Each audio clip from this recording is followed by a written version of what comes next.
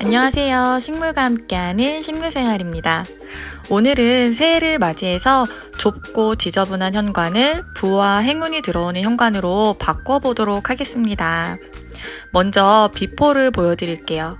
정리도 되어 있지 않고 잡다한 물건이 많아서 어둡고 지저분해 보여요. 현관은 나쁜 기운을 정화하고 금전을 불러오는 역할을 하는 우리 집의 얼굴인데, 이렇게 물건을 쌓아놓는다거나 깨끗하지 않다면 오던 복도 달아나게 됩니다. 신발을 신발장 안으로 모두 넣고 현관을 깨끗이 청소하는 것이 첫 번째 할 일이에요. 먼지와 세균이 집 안으로 들어올 수도 있는 곳이라서 가족들의 건강을 위해서라도 자주자주 청소를 해야 합니다. 청소하면서 원래 있던 물건들을 싹 다 치워주세요.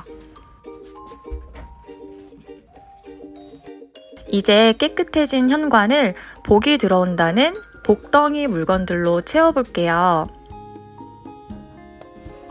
가장 먼저 깔끔한 나무 선반을 놓고 그 위에 키우면 부와 행운을 가져다 준다는 식물들을 올려놓겠습니다. 먼저 금전수입니다. 금전수는 부를 끌어오는 힘을 가지고 있다고 합니다. 우리나라의 대표적인 돈나무가 바로 이 금전수인데요.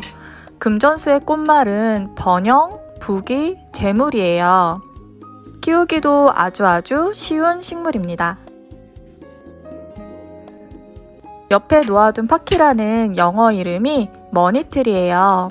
서양에서 돈나무라고 불리는 식물입니다. 그래서 요즘은 개업 선물이나 집들이 선물로도 인기가 많은 식물이에요. 특히 파키라는 행운을 부르는 식물일 뿐만 아니라 초미세먼지 제거에도 탁월한 식물입니다. 동글동글 귀여운 잎을 가지고 있는 필레아 페페도 중국 돈나무라고 불리는 식물인데요. 이것도 함께 놓아주겠습니다. 이 작은 식물은 잎의 모양이 동전 모양이라고 해서 금전운을 가져다 준다는 염좌입니다. 꽃말도 풍요라는 좋은 의미를 가지고 있습니다. 다육식물이기 때문에 흙을 건조하게 키운다면 오랫동안 함께 할 수 있는 식물이에요. 그 외에도 녹보수와 행운목 등을 놓아두셔도 좋습니다. 그런데 이곳은 햇빛이 전혀 들지 않는 공간입니다. 그래서 평소에 식물을 놓고 싶으셔도 조화로 대체를 하시거나 키우는 걸 포기하는 분들이 많으셨어요. 저 또한 그랬고요.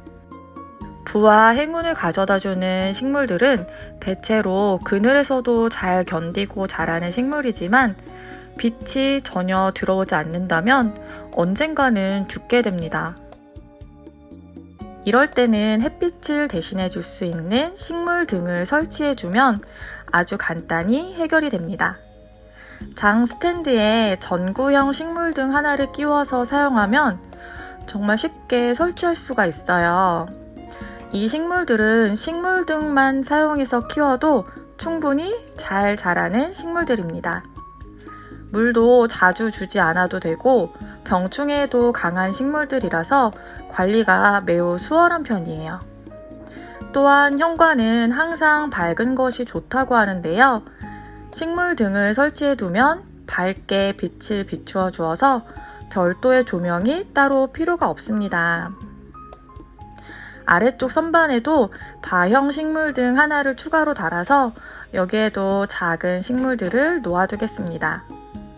이렇게 원목 선반에 식물 등을 달아주니까 인테리어 조명처럼 은은하니 너무 예쁘지 않나요?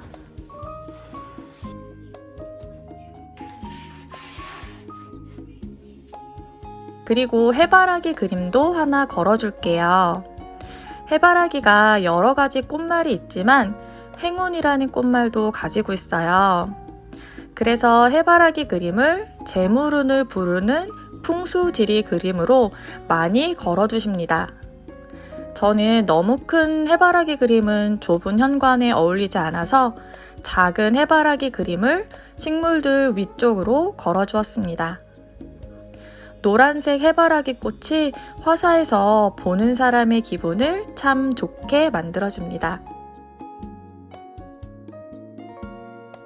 현관문을 열고 들어오면서 살아있는 초록색의 식물을 가장 먼저 만나게 되고, 그러면 자연스레 눈이 맑아지고 기분도 좋아지게 됩니다.